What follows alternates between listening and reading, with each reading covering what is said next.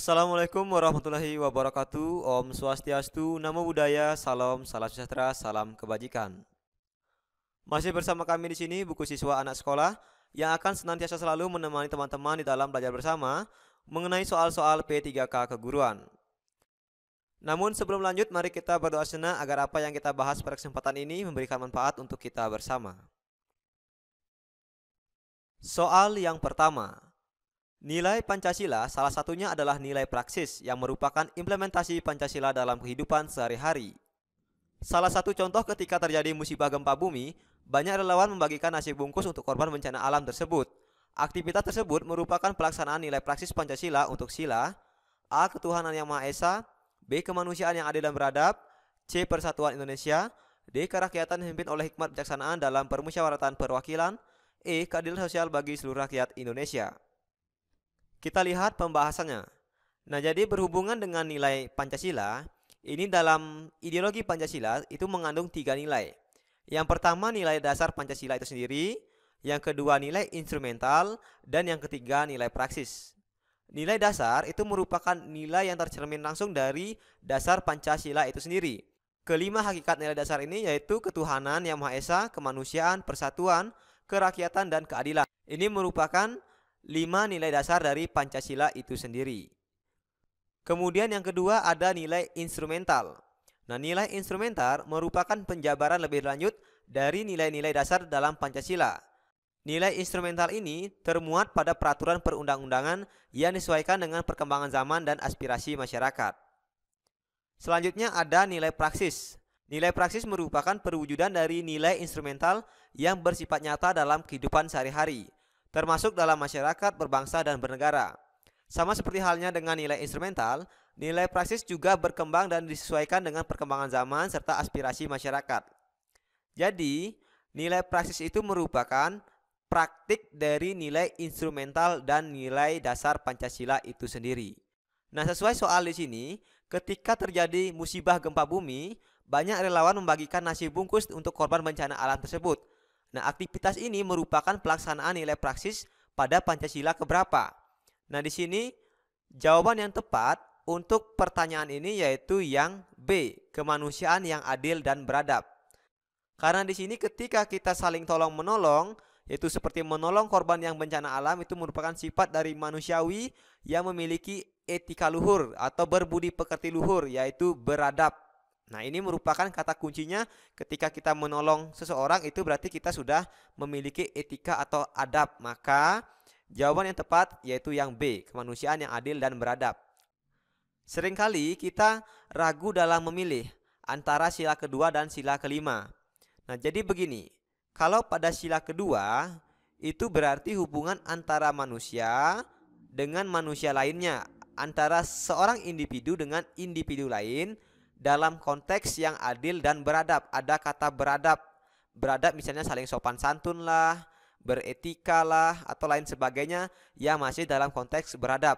Seperti di sini kan menolong. Menolong itu kan masih manusiawi yang memiliki adab etika. Nah, ini berarti dia masuk ke sila kedua. Berbeda dengan sila kelima. Kalau sila kelima itu berhubungan dengan keadilan sosial bagi seluruh rakyat Indonesia. Jadi pada sila kelima ini tidak berbicara individu dengan individu, tapi sudah mencangkup masyarakat luas. Ini perbedaannya. Nah, untuk penjelasan lebih lanjut mengenai pengamalan dari sila-sila ini akan kita bahas di video berikutnya. Bu Rina akan mengajarkan konsep dasar operasi hitung kepada siswanya. Maka untuk mengajarkan operasi hitung berikut, 120 dikurang 20 dikali 2 ditambah 68. Pernyataan yang tepat berdasarkan ilustrasi di atas adalah, nah di sini untuk opsi pilihan gandanya yang A, 120 dikurang 20 dikali 2 ditambah 68 itu sama dengan 120 yang ini dikurung dulu, kemudian dikali lagi, ini ditambahin dalam kurung. Nah, 120 dikurang 20 hasilnya 100 dan dikali dengan 2 ditambah 68 itu 70. 100 dikali 70 dapat 7000. Kemudian yang B, 120 dikurang 20 dikali 2 ditambah 68, ini cara pengerjaannya 120 dikali 20 dulu. Kemudian dikali 2 ditambah 68, jadi dikurung dulu. 120 dikurang 20, 100 hasilnya ya kan. Nah, 100 kemudian dikurung lagi, dikurung dengan angka 2-nya ini, sehingga 100 dikali 2. Kemudian 200, hasilnya ini kan 100 kali 2 dapat 200 ditambah dengan 68, sehingga 268. Nah, begitu juga sampai pilihan C, D, dan E. Nah, teman-teman silahkan lihat sendiri. Nah, untuk menjawab ini kita lihat dulu pembahasannya. Jadi, aturan cara mengerjakan operasi hitung campuran itu yang pertama, operasi hitung yang ada di dalam tanda kurung kerjakan terlebih dahulu. Nah, kebetulan di sini di soalnya kan 120 dikurang 20 dikali 2 ditambah 68. Itu tidak ada tanda kurungnya. Nah, kalau seandainya di soal itu nanti ada yang tanda kurung, maka yang ada dalam tanda kurung harus dikerjakan terlebih dahulu. Kemudian yang kedua, operasi perkalian dan pembagian memiliki tingkat yang lebih tinggi dari operasi penjumlahan dan pengurangan. Maka jika pada soal terdapat operasi penjumlahan, pengurangan, perkalian, dan pembagian secara acak, kerjakanlah operasi perkalian dan pembagian terlebih dahulu. Yang ketiga, operasi perkalian dan pembagian memiliki tingkat yang sama. Nah, jadi kalau ada perkalian, kemudian ada pembagian, ini memiliki tingkat yang sama, maka dikerjakan secara berurutan, mulai dari kiri. Yang keempat, operasi penjumlahan dan pengurangan memiliki tingkat yang sama, maka dikerjakan secara berurutan, mulai paling kiri, jadi sama. Nah, kita lihat di soal, ini 120 dikurang 20 dikali 2 ditambah 68. Jadi, kalau soal seperti ini, karena tidak ada dalam kurungnya, berarti kita kerjakan dulu operasi hitung perkalian atau pembagian. Nah, di sini kebetulan ada perkaliannya. Jadi, soal ini kita buat kurung dulu. 20 dikali dengan 2. Ini harus kita kurung dan kita kerjakan yang pertama. Kita lihat di optionnya. Kalau yang A, ini yang dikurung yang pengurangan dulu dengan penjumlahan. Berarti yang A salah ya. Kemudian yang B kita lihat. Itu yang dikerjakan sama, pengurangan dulu, berarti yang B juga salah.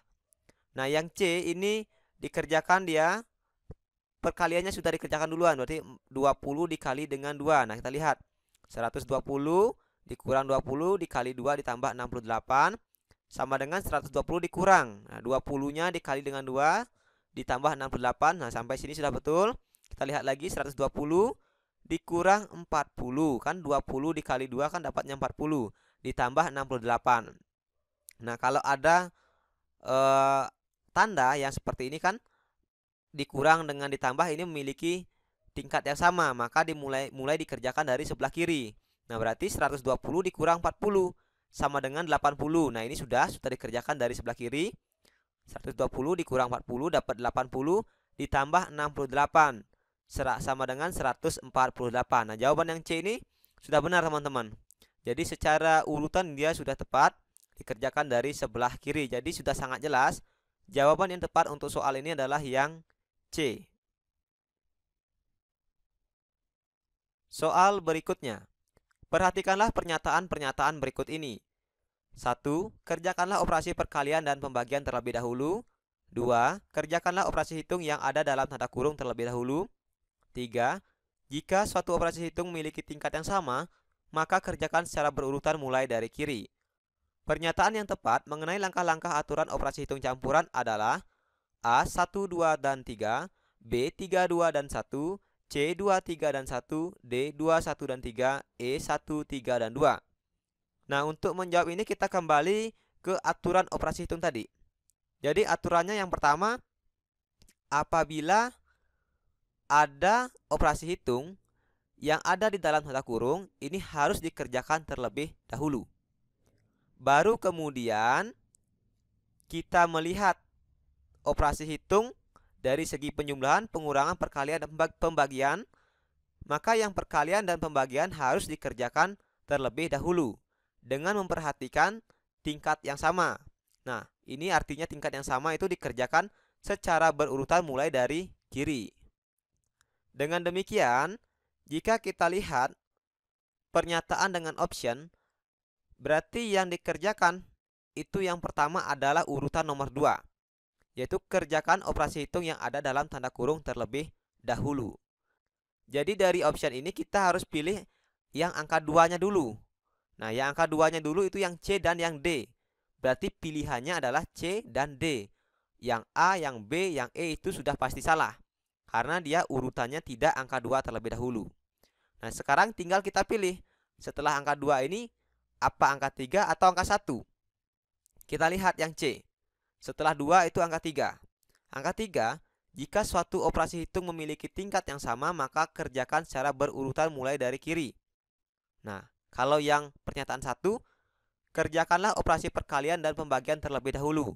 Nah, jadi sangat jelas, urutan yang tepat itu yang D, teman-teman. 2, 1, 3. Jadi yang 2 itu kerjakan dulu operasi hitung yang ada dalam tanda kurung. Baru nomor 1, kerjakan operasi perkalian dan pembagian terlebih dahulu. Baru pernyataan 3. Jika suatu operasi hitung memiliki tingkat yang sama, maka kerjakan secara berurutan mulai dari kiri. Nah, jadi teman-teman sudah sangat jelas sekali bahwa dalam mengerjakan operasi hitung campuran ada aturan-aturan yang harus kita perhatikan. Nah, untuk aturan-aturan ini silakan nanti teman-teman dibaca kembali. Bu Ani akan mengajarkan materi IPA kelas 6 dengan pokok bahasan bagian-bagian tumbuhan dan fungsinya. Agar kegiatan pembelajaran berjalan dengan lancar dan siswa mudah memahami materi yang diberikan, Bu Ani menggunakan gambar dan video bagian-bagian tumbuhan dan fungsinya dalam menyampaikan pembelajaran. Berkenaan dengan kegiatan pembelajaran yang dilakukan oleh Bu Ani, sesuai dengan kerucut pengalaman belajar Edgar Dill, pernyataan yang tepat berikut ini adalah: A. Tingkat verbal 10%, B. Tingkat verbal 20%, C. Tingkat visual 30%, D. Tingkat keterlibatan 70%, E. Tingkat melakukan 90%. Kita lihat dulu pembahasannya berikut ini.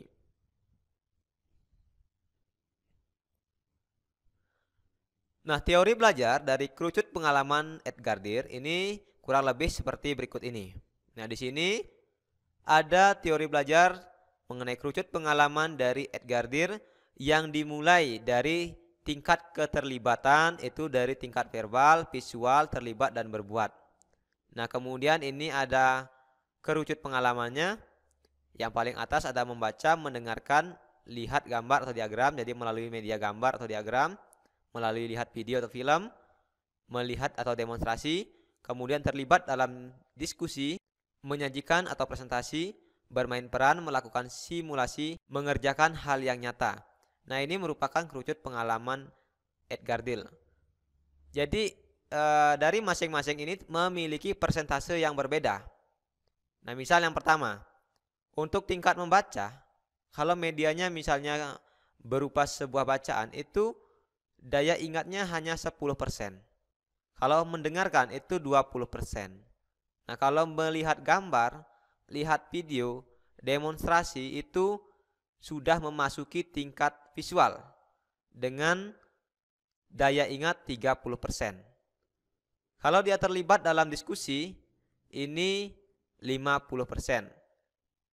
Jika dia menyajikan atau presentasi, ini 70%. Nah, yang paling tinggi yaitu bermain peran, melakukan simulasi, atau mengerjakan hal yang nyata, ini 90%. Nah, pada tingkat ini dia sudah berbuat. Nah, berbuat ini berarti mencakup semuanya, verbal iya, visual iya, terlibat iya. Nah, ini sudah semuanya tercakup dalam yang namanya berbuat. Dari kerucut pengalaman Edgar Dill ini, jika kita implementasikan dalam dunia pendidikan, nah kurang lebih seperti ini. Kalau tadi membaca, itu berarti dia medianya bisa berupa lambang kata atau lambang visual. Kemudian kalau mendengarkan, ini medianya bisa berupa rekaman atau dari radio atau audio. Nah, kalau lihat gambar atau diagram, kemudian lihat film, demonstrasi, nah ini bisa dia berupa gambar hidup, misalnya televisi atau pameran dan museum. Nah, ini. Selanjutnya terlibat dalam diskusi. Nah, untuk terlibat dalam diskusi ini bisa dia dharma wisata. Karena dalam kegiatan dharma wisata itu kita akan melakukan diskusi dengan narasumber yang terpercaya. Kemudian menyajikan atau presentasi, ini misalnya memberikan percontohan. Selanjutnya untuk bermain peran, melakukan simulasi, mengerjakan hal yang nyata. Ini misalnya pengalaman dramatisasi. Kalau bermain peran kan melakukan dramatisasi umpamanya. Simulasi berarti dia pengalaman tiruan. Kemudian mengerjakan hal yang nyata misalnya pengalaman langsung dan bertujuan. Praktik ini lebih menekankan pada praktik. Nah, inilah implikasi dari kerucut pengalaman Edgar Dill dalam pembelajaran. Nah, dengan demikian untuk jawaban soal ini sesuai dengan kerucut pengalaman Edgar Dill bahwa Bu Ani tadi dalam melakukan kegiatan belajar itu kan menggunakan dia sebuah media. Medianya berupa gambar dan video. Jadi kalau berupa gambar dan video itu kan dia ada pada daya ingat 30%. Nah, sehingga jawaban yang tepat untuk pertanyaan ini yaitu yang C, tingkat visual 30%. Soal berikutnya. Keterampilan belajar yang mencangkup keterampilan intelektual menurut Gangni adalah A. Keadaan dalam diri peserta didik yang mempengaruhi, yaitu bertindak sebagai moderator atas pilihan untuk bertindak. Sikap meliputi komponen afektif, kognitif, psikomotor. B. Kemampuan seseorang untuk berinteraksi dengan lingkungannya masing-masing dengan penggunaan lambang. C.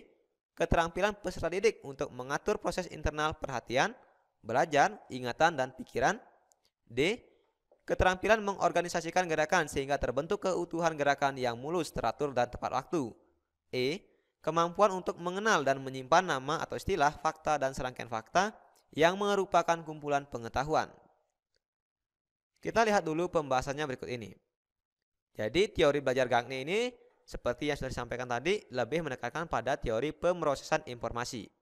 Nah, menurut Gangni, setiap kegiatan belajar ini terdiri atas 4 fase, yaitu fase penerimaan atau aprehensi.